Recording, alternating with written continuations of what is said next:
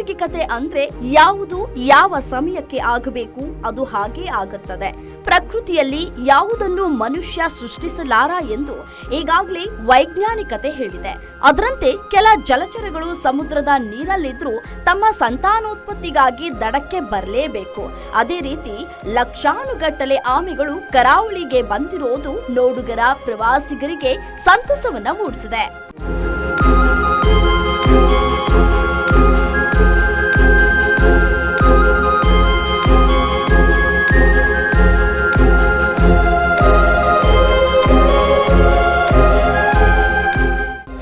ತೀರದಲ್ಲಿ ಎಷ್ಟು ದೂರ ಹೋಗಿ ನೋಡಿದ್ರೂ ಮರಳಿನ ಬದಲು ಬರೀ ಆಮೆಗಳೇ ಕಾಣಿಸ್ತಿವೆ. ಇಂತಹ ವಿಹಂಗಮ ನೋಟ ಕಂಡು ಬಂದಿರೋದು ಒಡಿಶಾದಲ್ಲಿ. ಗಹಿರ್ಮಾತಾ ಸಮುದ್ರದ ಅಭಯಾರಣ್ಯಕ್ಕೆ ಹೊಂದಿಕೊಂಡಿರುವ ಋಷಿಕುಲ್ಯ ಹಾಗೂ ದೇವಿ ನದಿಯ ತೀರಕ್ಕೆ 6 ಲಕ್ಷಕ್ಕೂ ಅಧಿಕ ಅಳಿವಿನಂಚಿನಲ್ಲಿರುವ ಆಲಿವ್ ರಿಡ್ಲಿ ಆಮೆಗಳು ಭೇಟಿ ನೀಡಿವೆ.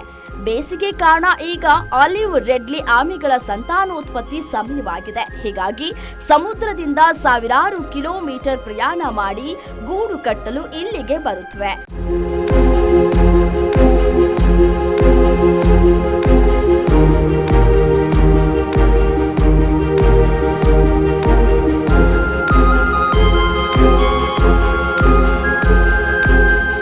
ಮೊಟ್ಟೆಗಳನ್ನು ಇಟ್ಟ ಬಳಿಕ ಆಮೆಗಳು ಮತ್ತೆ ಸಮುದ್ರದ ಒಳಗೆ ಹೋಗ್ಬಿಡುತ್ತವೆ.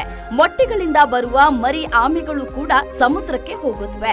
ಕೆಲವೊಂದು ಮರಿ ಆಮೆಗಳು ನರಿ, ಕಾಡು ಬೆಕ್ಕು ಇತ್ಯಾದಿ ಪ್ರಾಣಿಗಳಿಗೆ ಆಹಾರವಾಗುತ್ತವೆ.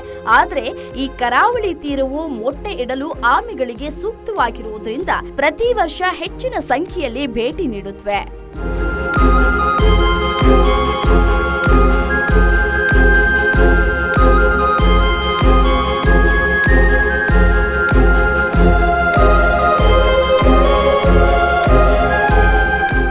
ಎರಡ್ 2023ರಲ್ಲಿ 6.37 ಲಕ್ಷ ಆಮೆಗಳು ಆಗಮಿಸಿದ್ವು. ಆದರೆ ಈಗ ಇವುಗಳ ಸಂಖ್ಯೆಯಲ್ಲಿ ಹೆಚ್ಚಾಗಿದ್ದು ಬರೋಬ್ಬರಿ 6.82 ಲಕ್ಷಕ್ಕೂ ಹೆಚ್ಚು ಆಲಿವ್ ರಿಡ್ಲಿ ಆಮೆಗಳು ಕಡಲ ತೀರಕ್ಕೆ ಮೊಟ್ಟೆಯನ್ನ ಇಡೋದಕ್ಕೆ ಬಂದಿವೆ.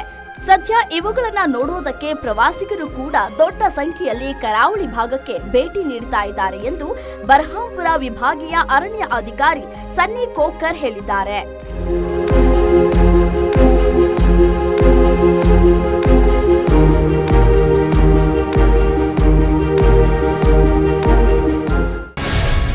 ಗ್ಯಾರಂಟಿ ನ್ಯೂಸ್, ಸುದ್ದಿ ಖಚಿತ, ನ್ಯಾಯ ನಿಶ್ಚಿತ.